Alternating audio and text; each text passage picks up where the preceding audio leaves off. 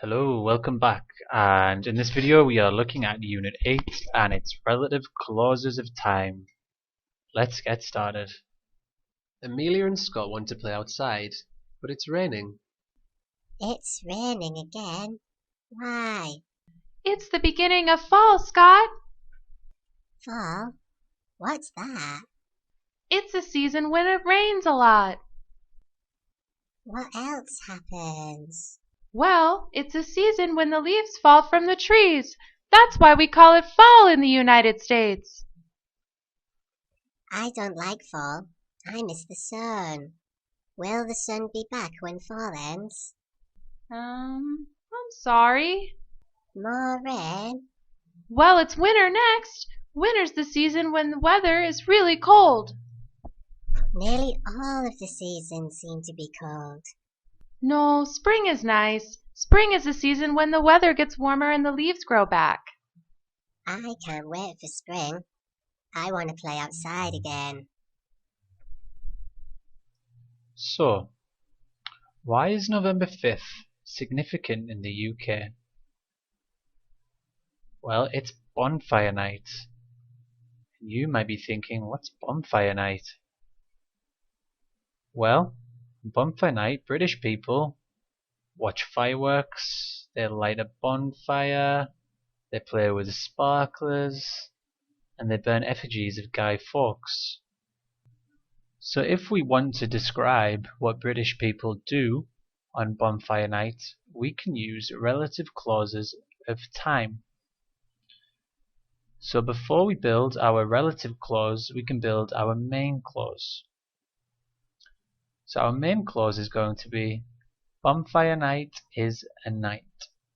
Okay, when we study clauses in English, a clause always has a subject and a verb. Okay? And in this main clause, we're also going to have a time phrase.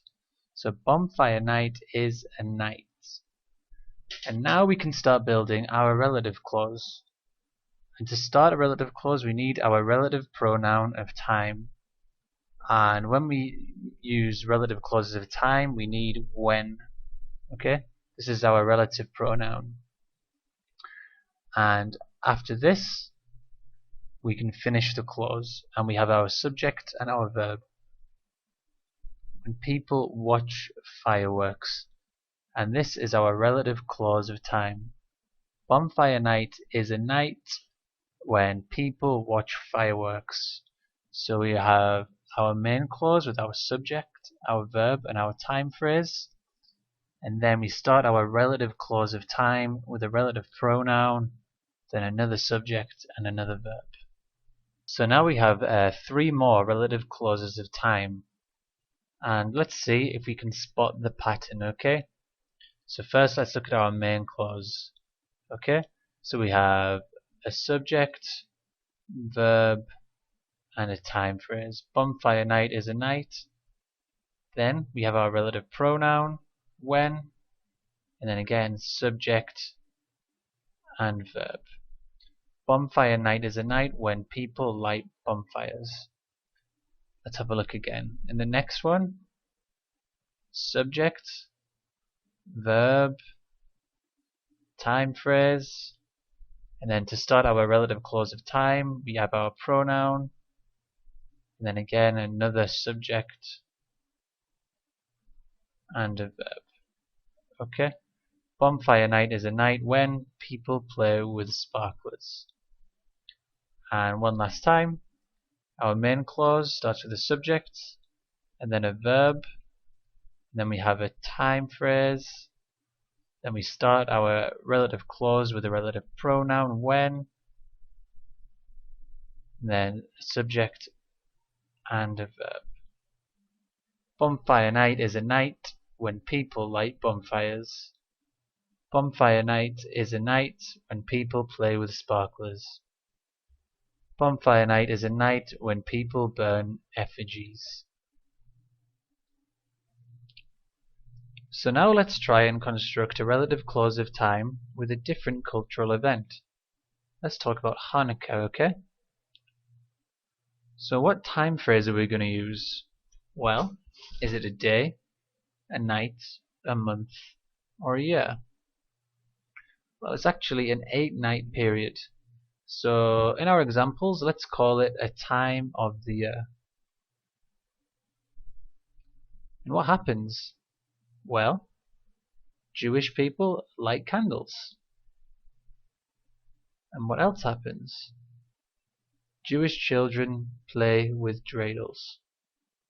So now let's construct our relative clause of time. So first our main clause, we have Hanukkah, which is our subject. And then we have our verb, be. And then the time phrase that we talked about, a time of year. Hanukkah is a time of year. That's our main clause. And now to start the relative clause of time, we need our relative pronoun when. And then we can talk about the activities that happen on Hanukkah. Jewish people light candles. And children play with dreidels. And we have our subjects and our verbs. Now we know how to construct relative clauses of time. Let's try and do one with an event that is popular in this country, Costa Rican Independence Day. So think about what you do on Independence Day. What's traditional? Okay? And then you can construct a relative clause of time. So here we have some traditional clothing. So we could say, it's a day when people wear traditional clothes. Or, it's a day when people perform in parades. Okay? We have our subject, our verb, our time phrase. Our subject, our verb, our time phrase, and then our relative pronoun of time, which starts our relative clause of time. Now let's do some practice. So this time we have World Car Free Day. Okay, so we have 3 ways we can finish this, okay?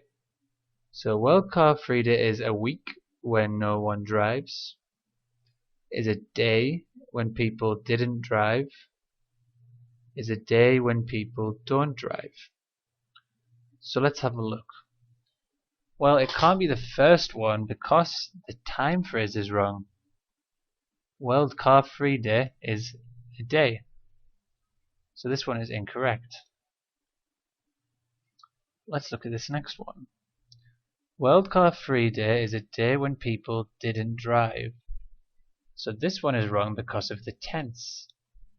When we construct these clauses, we need to keep the tense consistent. The main clause is in the present tense, so this clause should be in the present tense too. And the final one, World Car Free Day is a day when people don't drive. Well, this is perfect, okay? We have a consistent tense and the correct time phrase and a subject and a verb in each clause. So this is the correct response. And our final example, Valentine's Day. So the first one, Valentine's Day is a month when people send cards. Well, what's wrong with this example? Well, again, the time phrase is wrong. Remember? Valentine's Day is a day, it's not a month. Okay, the next one. Valentine's Day is a day who couples have a romantic dinner. Well, this one is incorrect because the pronoun is wrong. This isn't a relative pronoun of time. So the final example must be correct. Valentine's Day is a day when people send cards. And this one is perfect. We have a subject, a verb, a time phrase, a relative pronoun of time, and then another subject and another verb. This is correct. Valentine's Day is a day when people send cards. Okay, well that's everything for this video. So if you would like to practice with the activities below, and we will see you next time. Goodbye.